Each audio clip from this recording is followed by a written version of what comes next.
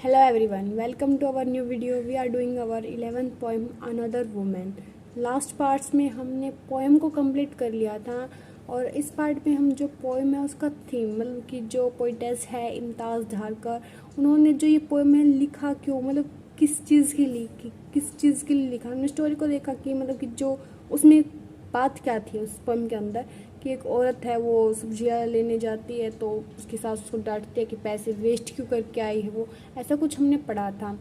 फिर उसको डॉयरी के केस में मतलब उसको जला दिया जाता है क्योंकि वो दहेज नहीं लेके आई थी, ऐसा कुछ हर रोज़ उसको ताने सुने, ऐसा कुछ हमने पढ़ा था।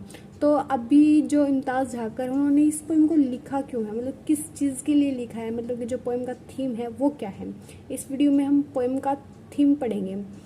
इम्ताज़ झाकर ने जो है अवेयर करने के लिए इस पोएम को लिखा है कि लोग समझे कि जो ये कुछ हो रहा है वुमेंस के साथ, जो उनके साथ जो कंडीशन कर रखी है उनके साथ, वो ऐसा नहीं होना चाहिए, ऐसा कुछ उनमें सुधार आए, इसलिए उन्होंने इस पोएम को लिखा है।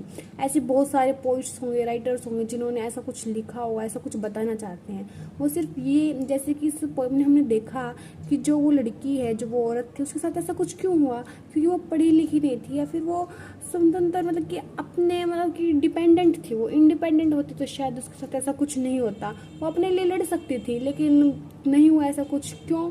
क्योंकि वो उस चीज़ में उसको, तो उन्होंने ऐसा मतलब क्या करती हो जिससे कि ये सब कुछ ठीक हो सकता था। अगर वो इंडिपेंडेंट होती तो ऐसा कुछ कर सकती थी।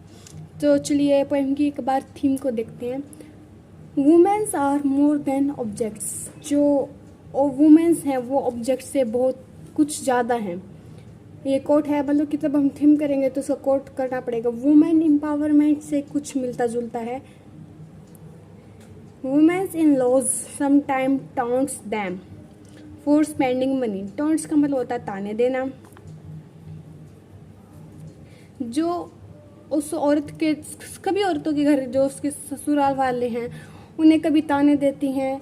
फॉर स्पेंडिंग मनी, कभी पैसे खर्च करने के लिए ताने देते हैं, और फॉर समटाइम डाउरी, और कभी कभी दहेज के लिए उन्हें ताने सुनने पड़ते हैं। फिर उनके जो इन लॉज उनको ताने देते हैं पैसे खर्च करने के लिए और डाउरी के लिए।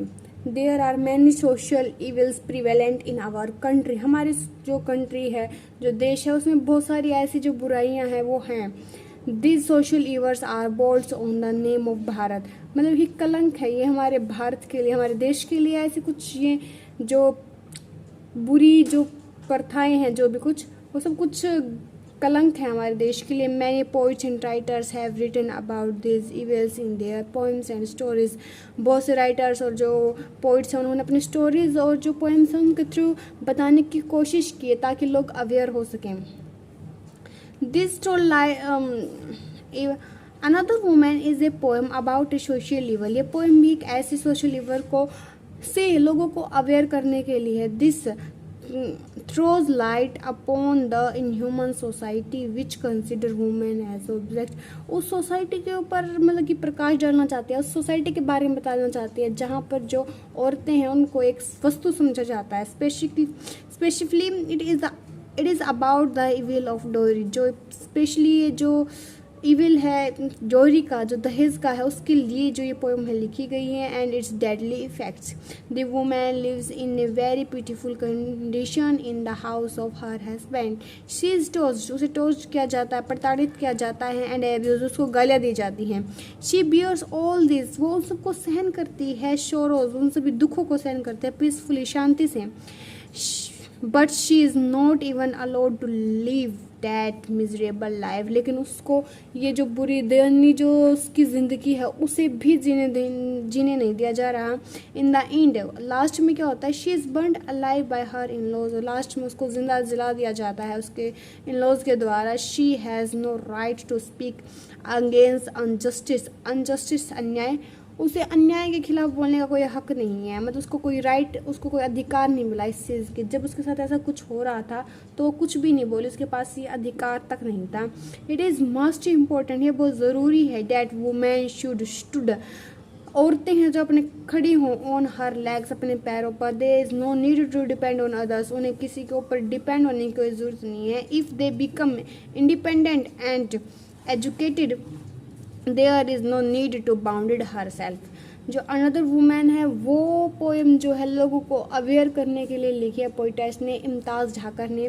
Another women raises awareness about the evil ever increasing number of bride burning and deaths. जो अनदर वुमेन जो पोएम है वो अवेयर करती है सोसाइटी के लोगों को, जो संख्याएं बढ़ती जा रही हैं दुल्हनों की जलने की और जो दहेज प्रथा के कारण जो उनकी मृत्यु हो रही है उसके कारण taking place in our society. The women portray in the poem is a symbol of all this womens who are tossed for the sake of dowry. इस पोएम में जो लेडी है, जो वुमेन है, उसको लिया गया है, वो रिप्रेजेंट मतलब कि वो बताती हैं हर उस औरत के लिए जो टॉस्ड की जाती हैं दहेज के लिए। This poem is to awaken us. ये हमें जो ये पोएम लिखी गई है हमें जगाने के लिए, फिर सोसाइटी को जगाने के लिए लिखा है। फ्रॉम सच इवल्स, इन जैसे जो बुरी चीज़ें हैं, इन जैसे बुरी जो बुराइयां हैं हमारे समाज में, उनसे बचाने के लिए, जो अवेयर करने के लिए जो सोसाइटी को ये पोएम लिखी गई है। आई होप आपको वीडियो समझ आई होगी। अगर आपको वीडियो समझ आए तो प्लीज़ वीडियो को लाइक कीजिए, शेयर कीजिए और चैनल को सब्सक्राइब कीजिए। Thank you everyone.